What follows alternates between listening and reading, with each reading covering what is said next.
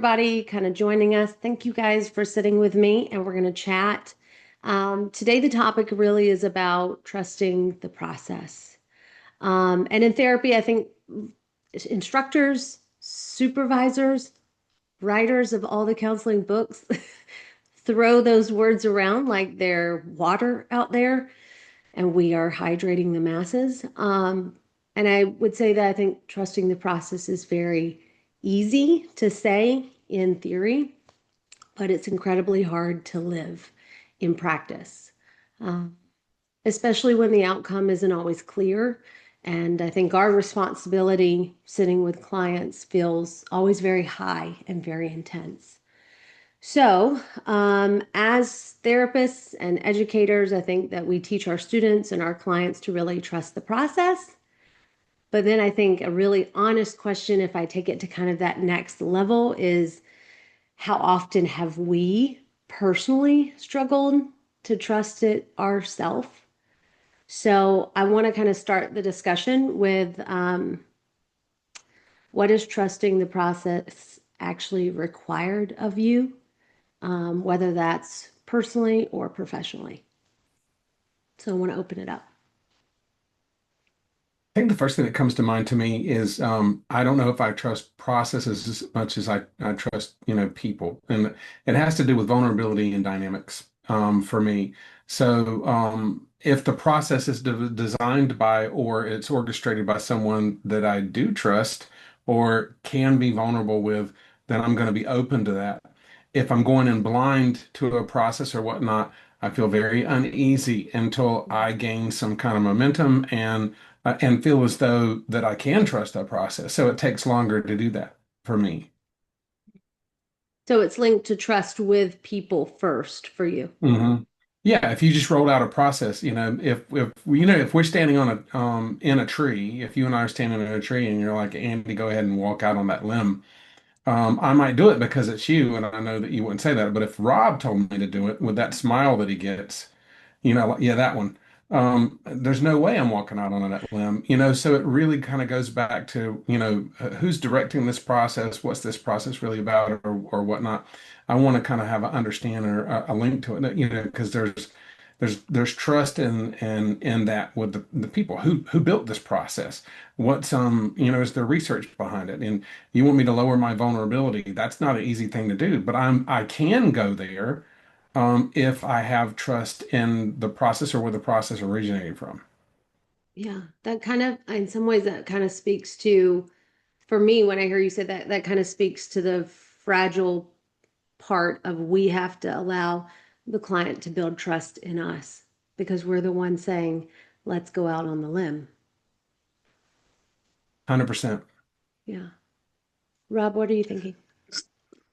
Yeah, I guess I went straight to thinking about the process of therapy and trust in a therapy model, trust in the relationship, and I immediately had a vision of myself as a new therapist and what I see in new therapist as a professor and supervising is when when we get nervous, when we don't trust the process and allow things to unfold in in its own time, then we jump to advice giving and grabbing the nearest intervention we can find just to do something, and that's built from fear and insecurity of things either being too slow or being too confusing or just the vibe's weird, or I'm a new therapist and I don't know what the hell I'm doing, or any of that.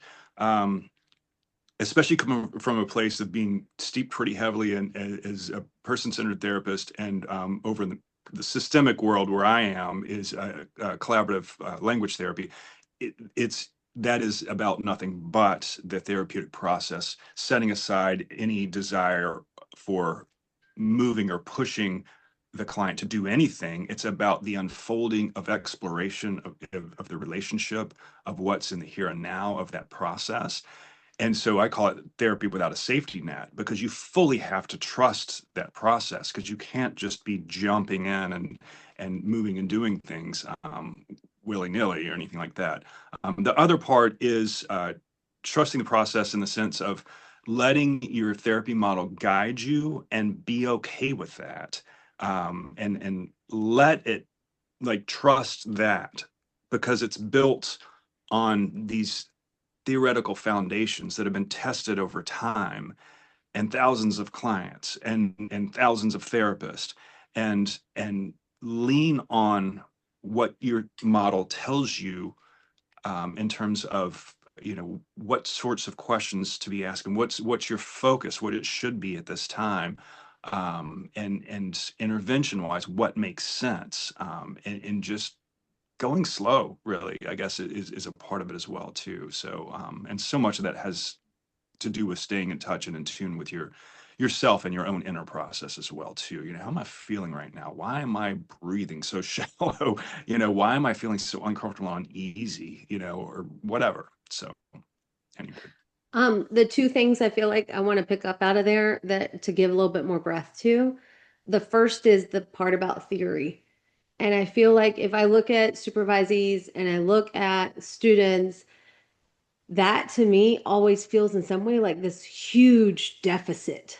Um, and I have started to see it, like I've seen it merging more, I feel like in our field, because I find what I've noticed is when you don't have this sense of like home grounding and like this sense of safety in your theory, because it is so safe. It is this little home of protection, I feel like, in the entire process. Um, when I don't see it being really solid, what I end up seeing is like, I'll take this intervention and that becomes my everything. And I have seen it really, if I think about the trauma world with EMDR, with people being like, I'm an EMDR therapist. And I'm like, well, EMDR is a tool. You're not like a chainsaw. You're a therapist that uses a chainsaw. Like, and it's almost like these interventions then become their whole identity because they have no sense of grounding to weather the process itself. So I love I that you think, said the theory. yeah, one of the things that I kind of to piggyback on that, one of the things that takes, I think, trust that's ubiquitous across theories is silence, for Mm. instance. In the younger therapist or newer therapist, it's like, oh my Lord, I can't, they're going to find out I don't know what I'm doing here. I've got to say something. I've got to do something or whatever. Rather than, as like Rob was saying, take a step back, trust in the process in this moment and whatnot, and see what emerges from the silence. Because something usually comes out of nothing, and we recognize that people have to have a moment of silence sometimes to process what you're doing in the moment. But when you're a new therapist and you're sitting on the other side of that silence, it can be very daunting and uncomfortable. Very challenging to trust the silence. In my internship group the other day, the group talked about silence, and I said, let's start with 60 seconds. And there was such a visible discomfort there when they were like, start? We're going to start with getting comfortable at 60 seconds? How about five? So it that kind of ties in, I think, a little bit to the second piece that Rob said that like really kind of stood out to me is like the self has to be put on the shelf. And everything that you mentioned, Rob, and you kind of mentioned it too now, Andy, is like this discomfort with silence.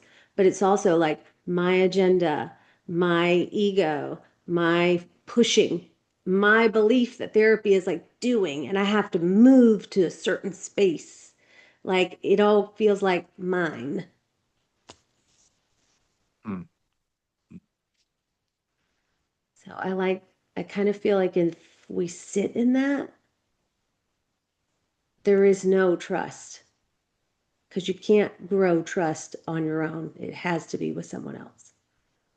Hmm. Which brings me back to that, the person who's doing the therapy, and no matter what therapeutic modality that you're using, whether it's person-centered, whether you brought up EMDR, these kinds of things, um, uh, are you coming across in a genuine way? Is your authenticity there, for the person or whatnot? Or are you coming across as someone who's I've got all this, I know what I'm doing, even though you don't, and as if you've got to kind of play things off. I think the young therapists, neophyte therapists, put a lot of pressure on themselves in order to generate this all-knowing counselor for the people who kind of come in. And people, especially, I've noticed, teenagers are coming, they can pick up on that really quickly. And that is really disrupts the therapeutic alliance early on. Hmm. They'll eat you Agreed. alive. They will eat you alive. Okay. So, I want to bridge this because the part that I really wanted to talk about today was, especially if we're discussing the process itself, is Yalom always talked about having like rabbit ears, being really attuned to like what's happening in the here and now. And Rob, you kind of pulled that in a second ago. And the level of presence, I think sometimes that it requires to have rabbit ears requires us to essentially put aside our plans, put aside our agendas, put aside, all of this sense of self of like where I think this should be going. Um, and it's a heavy diligence. And so I want to ask, how do you balance that? How do you give in to having this sense of I'm really attuned to right now to the point that I can even see it kind of from the outside and these my ears perk up and I know something's really happening in the process between us. Mm. Yeah, I think to kind of piggyback on that, and as we've been to kind of bridge this with the theories or whatnot, there's almost like ears that you develop in every theoretical domain. And so, like if you're a CBT therapist, you're listening for how people back themselves in the corner, the shoulds, the musts, the haves, the all, all those kinds of things. Brief solution focused therapy, you're listening for when this was not the case. Where is the strength of the couple if it's a systemic kind of situation, or the strength of the individual if it's individual, or what have you. So it's like in all these, and with Yalom, it's like listening for, things to kind of bring people into the here and now. And so it's like no matter what modality that you're utilizing, you're really developing that sense, that those rabbit ears, as you were saying, or whatnot, that Yalom kind of talked about, to help you kind of better wield your theory. Hmm. It almost feels to me a little bit, I always say that theories are only a matter of interpreting the language of that theory into your own. So Mm. as you said, like I'm as a Gestalt therapist, I'm listening for the here and now. And as CBT, you're listening for the shoulds. As the solution focus, you're listening for the exceptions. It's really like an interpretation of language, but the ears are required for all. Mm. It's interesting that even now, and going back to the early days of REBT and CBT or whatnot, and I'm not a CBT therapist by any means, but I've had a lot of training in CBT, and something that Ellis had in his studio was don't shit all over yourself. He's talking about the shoulds and stuff, and so now if I start shitting, or if I hear a client shit, even if I'm not doing CBT. I'm like, ooh, there's a lot of shoulds in there. I hear that, I pick up on that, even though we're not even doing CBT, but wow, there sure are a lot of shoulds here. Yeah. Hmm. Yeah, I like that because I've so his original, now you can correct me on this, but his original intent with that whole rabbit ears thing, I think was about focusing on almost, I mean, he probably wouldn't call it a transference focus, but just what the client is demonstrating in the room in their relationship with you that might be synonymous with how they function and operate and relate to the world outside of the therapy room. Um, this having rabbit ears for a different model and everything. I like that a lot because I use a similar metaphor whenever teaching. again, with the theory, I always tell students early on, just pick one therapy model for the first 1 to 2 years of your life and just let it guide you, because you've got so much to learn besides just doing therapy, like who you are, like how to conceptualize a case. Like there's 1,000 things. So just pick one, maybe two, let those guide you, and it'll tell you what to ask. It'll tell you how to see and hear what you're seeing and what you're hearing, and how to build that into like a 3D model of the what's going on, and then how to work with that, what to do with that, and everything. So in that respect, that y'all are talking about that, I like that. That's definitely very appropriate for therapy model, and especially early on. Yeah, what I think about in terms of perhaps that original intent, I could be off on that, but it is it's content and process, and that's how I teach that. Is really, are we talking about what happened, when it happened, who was involved, what else did you do, what happened next, whatever. That's all content, which is valuable. It constructs, gives context, all that stuff. Process is, clients want to have someone connect with their process, the emotional process, what's going on. I don't care if you're a CBT therapist. I don't care if you're on narrative or where you are on the spectrum there.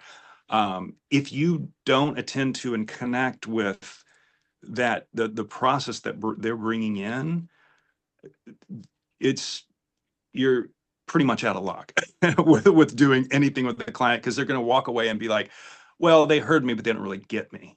They don't really understand what's going on with me. Therefore, I halfway trust them or don't really trust them that much. But if they walk away feeling, wow, I really feel like this is someone who gets and understands me, they're going to come back. And then they're going to listen to all the gymnastics of REBT or CBT or or Adler or whoever that you want to throw at them, or ask them to be a part of with you. But so in doing that, tell me if I'm going on too long here. I'm getting to a point here. Um, Asking questions such as, I ask this all the time. So as you're telling me about this horrific event that happened, and I just want to stop. Like, what is it like for you to be talking about this right now?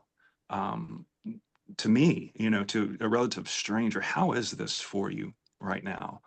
Um, and in doing a lot of process-oriented questions that are, I could stay with what they're talking about, like, what was that like for you in the moment? How did you feel and whatever? But then bringing it really to the here and now of, what is this like for you now? Because that really touches to something very sensitive and very, that vulnerability that they're showing and expressing, and honors that.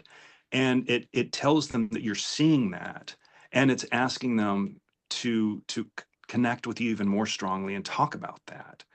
And I find that to be one of the most powerful questions that I ask. But it comes to that idea of the rabbit ears of seeing and of hearing, of, okay, how they're saying what they're saying, and then the tone just kind of shifted and changed. And I want to make sure that they're okay in continuing with this process. I'm curious how this is for them to be in this process with me right now. Let's just pause and focus on that for a second. So, all right, I'm going to stop. I'm sorry for going on for so long about that, but it's a really big question, really, for me, when you talk about something like that. It really, that's the core of therapy for me. And if you can't get that, good luck. I don't know how else you're going to be doing good therapy if you miss that boat. So there's a couple of things I want to pull out. The first, I always say content is up here and then process is down here. It's going underneath the surface. So I love that you pulled that up. I think the thing that you just hit on is, I guess for me, there's a sense of trust that if my focus is only connecting and using that curiosity to deepen my understanding of them and their ability to stop and take a breath into that moment of their life, that I trust that we're going in the right direction. Hmm. That I trust that something fruitful comes from those moments. And so there's this sense of, not only do I I want to get the content, yes, but I also want to understand like what was that like? Tell, like let's pause there. I'm this morning said to a client, this is a lot. We're gonna pause. I heard 5 pieces. We're gonna go through all of them. Like pick the one that feels the biggest right now, and that's where we're gonna start.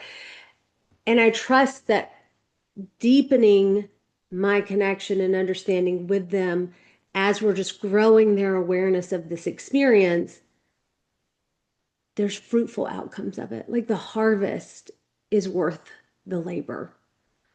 And I think that's the part that you kind of just highlighted there for me. Okay. Andy, I see you wanting to say something. I'll probably put him asleep. I, No, no, no, no. I was thinking about probably the two things. One is what Rob brought up, and that Yalom talks about the microcosm of therapy and how we act as a microcosm or an example of people outside of the session. And if we can get to the truth of what's going on between us and develop that kind of trusting process, and there's very real change in our relationship in therapy. There's a transference outside of therapy to other relationships, which is where we're doing so much of the work. And one of the components that we're talking about that really drives that is immediacy, working in the moment with the client, what's going on intrapersonally, interpersonally with us right here in this moment. And how do we deal with it? What's going on with you right now in this moment as you're talking about it, as you're dealing with it? yeah. So for me, it's the hearing those moments in this here and now where you brought the thing that we're struggling with in, and it actually happens in our transaction together. I am a great example a couple weeks ago working with someone really trying to decrease that sense of people pleasing and be more authentic and have their real self, just kind of be a little bit more in their lives so that they're living fuller. And in our exchanges, I said, look, this is, we're going to kind of decrease seeing each other. And they were like, okay. But there was a hesitation. So the curiosity was like, there was some hesitation there. No, no, it's fine. Are you appeasing me in this moment? Yes. Let's talk about that. Let's bring that to the surface. What just happened here?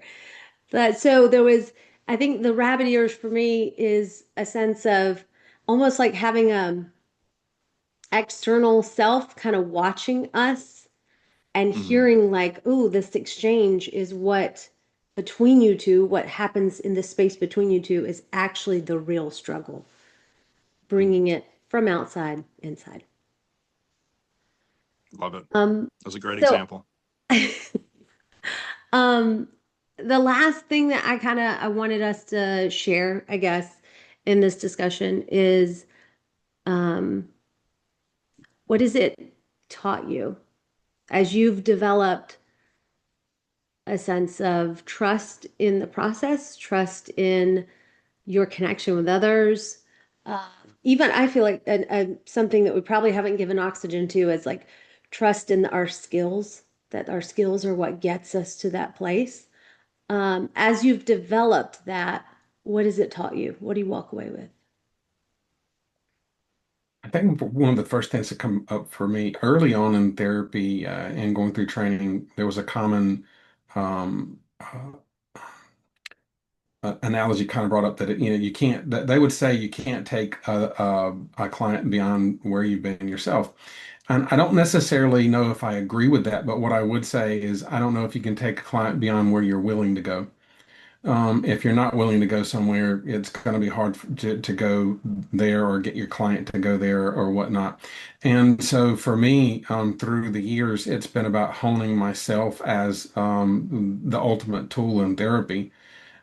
Yes, I did just call myself a tool, but I was the about to agree ultimate, with that. yeah, and It's I knew recorded. that I was going to get some feedback, and so but to actually to work on myself and to recognize that I can release barriers and I can cause barriers for clients with things that I have or haven't worked on myself, especially when using immediacy and myself in session or for those that kind of work.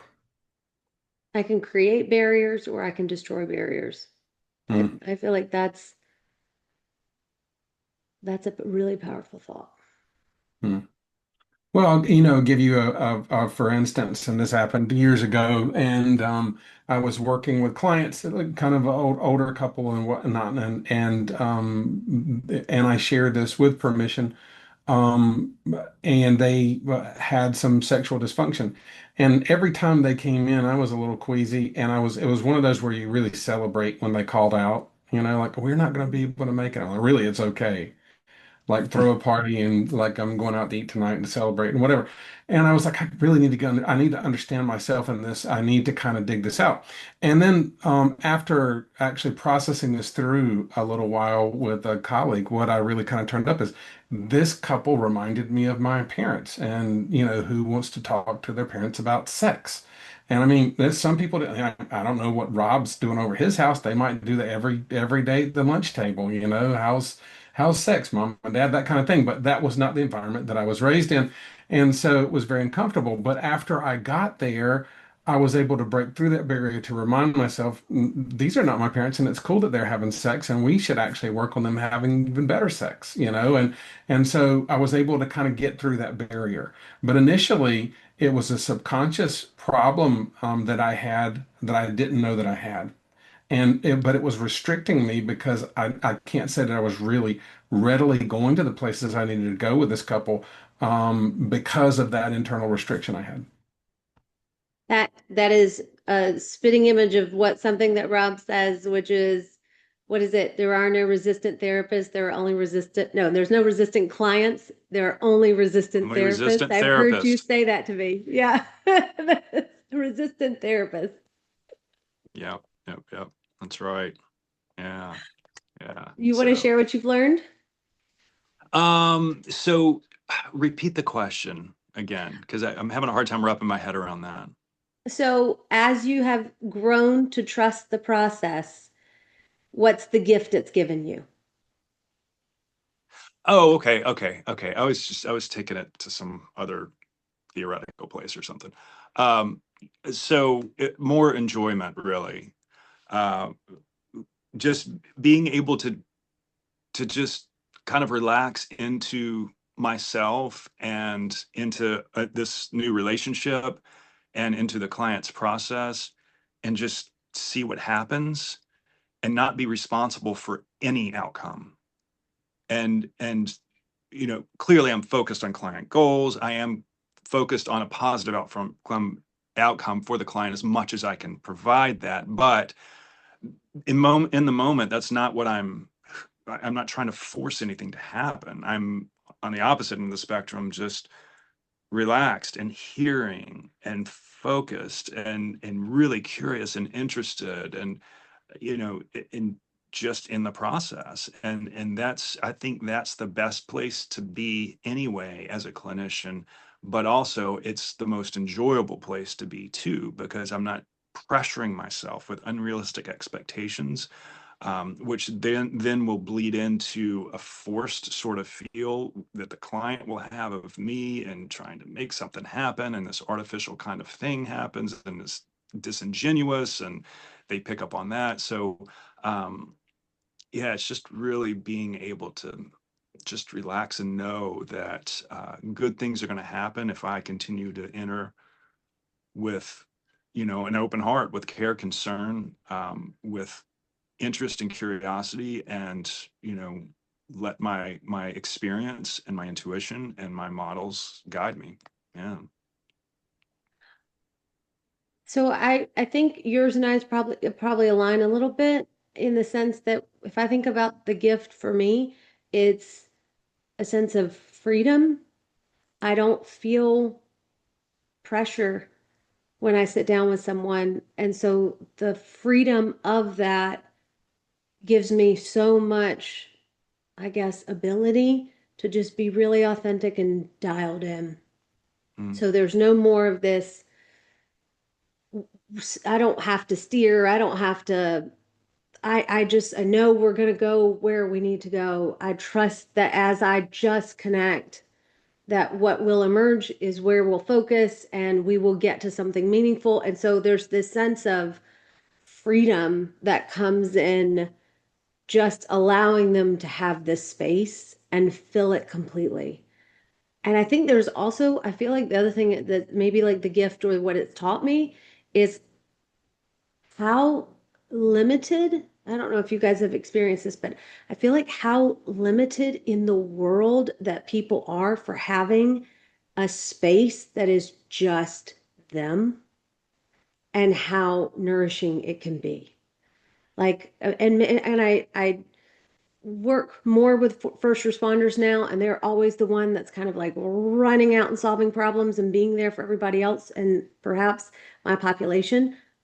But just providing this space is so nourishing that I always think anytime that we're just sitting to connect, it nourishes them in a way that they're not getting nourished somewhere else, perhaps. And so then it's even more freedom to just attune in, give them the space, let them lead the way. They know where we need to go to do the work. It's kind of like believing in people's own expertise in their self, right? And so there's just so much freedom that trusting has given me throughout, I think, practice. That made me think of watching uh, interns, new students, like doing role plays, working with real clients. There's always this thing they get in their head, because they're thinking, and like, oh my God, what do I do next? What do I do with this? Oh, I can't believe they just said that. And like, how do I respond to that? And they just asked me a direct question. I can't answer that, can I? Self-disclosure, all of the stuff that just like floods them. For one, to those who are watching this that are in that stage, know that with time and effort, this is what we're talking about disappears, because you can sit and just like not have, you don't think of any of that stuff, you're just present and there, and the questions arise based on your theoretical orientation or whatever, and the longer you've been practicing that, the more natural it is. um, I'm in a studio space here, and I've got a picture of Charlie Parker, who's famous jazz musician. And I love this quote, and I keep it here for my film acting stuff that I do. Uh, it has a profane word in it, but I'll bleep that out. So Okay. it says, master your instrument, master the music, and then forget all that BS and just play. Yeah. So I think that really sums it up, of putting in the time, putting in the work academically, making yourself vulnerable, learn, practice, and slowly over time you'll find that relaxation coming in, and start to listen and see that, and relax into that and grab onto it and just pull it in, and know that that's the process that we're talking about, that the more you trust and pull that in, all the voices in your head are going to disappear, and it's just going to be silence and you and a client. And then all of a sudden, oh well, they just said this, oh well, that makes me curious about this, and oh well, I wonder about this sort of thing, and then it's just a conversation. So does that make sense? Yeah, that totally makes sense. I think that to me really well captures the freedom that it gives me. It's just to sit and play. It doesn't necessarily require this overthinking of the notes or the way the music is flowing or where the guitarist is going to take it and where the pianist is going to, we're just playing. It'll all come Mhm. together. It'll all sound beautiful.